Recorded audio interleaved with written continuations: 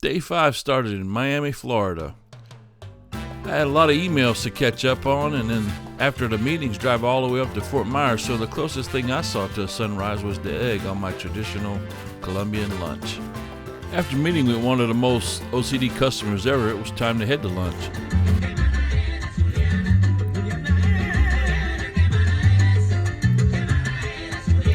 I'm waiting in my car for Enrique to figure out where we're going. And then it was my job just to follow him. Juliana. Vamos a almorzar con Juliana. Qué mala eres.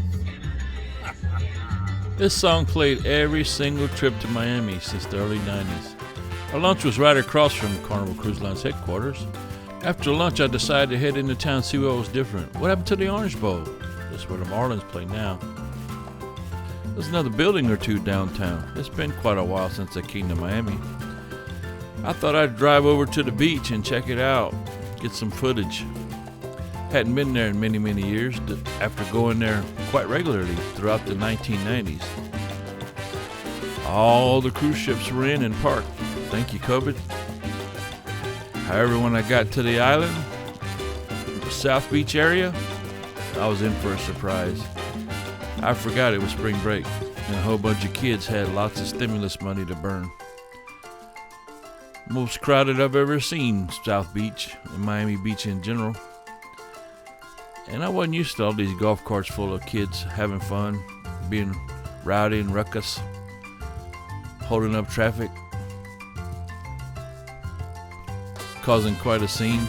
I guess everybody wants to be a reality TV star. What? You gonna put me in that category? Oh, come on.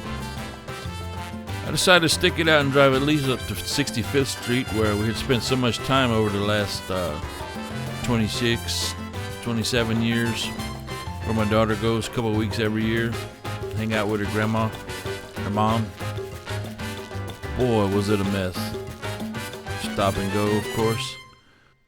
Once you turn the corner at the world famous Fontainebleau and get back on proper Collins, it wasn't too bad. So, moving a little bit better. A lot of these buildings still the same. Seemed a little bit cleaner and nicer than I remembered on all those trips. Maybe it's just because I'm driving a different vehicle in a different place in life, etc. Good old Miami Beach, always beautiful. As I kept making my way up, I noticed every once in a while there was a new building completely. But for the most part, this part of Miami Beach was the same. Unlike South Beach that had transformed itself quite a bit over the years.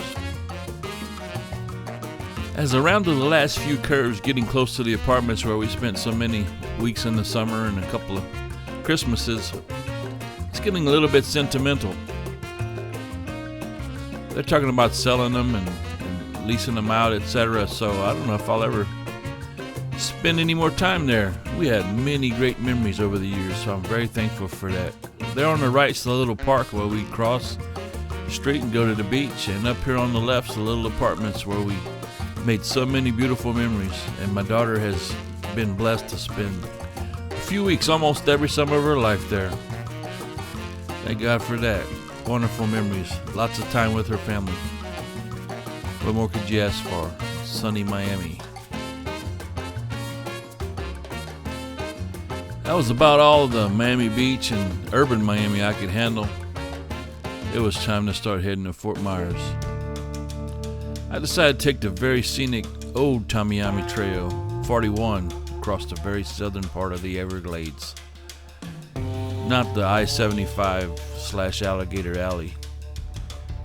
Scenic indeed, airboats everywhere, Native American villages, marsh, swamp, alligators. Literally had to slam on my brakes a few times. The middle part was my favorite, the big cypress preserve. There were so many birds and gators and creatures and hardly any people. I stopped by Clyde Butcher's gallery. He's a renowned nature photographer. Man, they had some huge cypress trees. If you were lost, there was a sign to help you get wherever you want to go. Just up the road was the Okeechobee Post Office, the smallest post office in the U.S. of A. I'm betting there's more airboats than mailboxes here. The building was actually converted from an old irrigation pump shed. After spending 30 seconds seeing Ochopi, I decided to head to the Fakahatchee State Preserve. What a dud that place turned out to be, at least on this day. So there wouldn't be no sunset either. On the way out back to I-75, Panther crossing signs. That'll wake you up. Panther habitat signs. Please drive carefully. Come on, Panther. Come on, Panther. Where you at? Panther, Panther, Panther, Panther.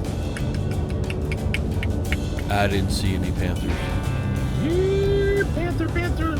What I did see was an interesting road sign. Wagon Wheel Road. It's gotta be a musician joke somewhere. Joke was on me. Not too much to see, but pretty ironic. A few minutes after I turned down Wagon Wheel Road, listening to the radio, terrestrial radio. That's right. Wagon Wheel came on, and I cruised on into Fort Myers for the night. End of day 5. Thanks be to God.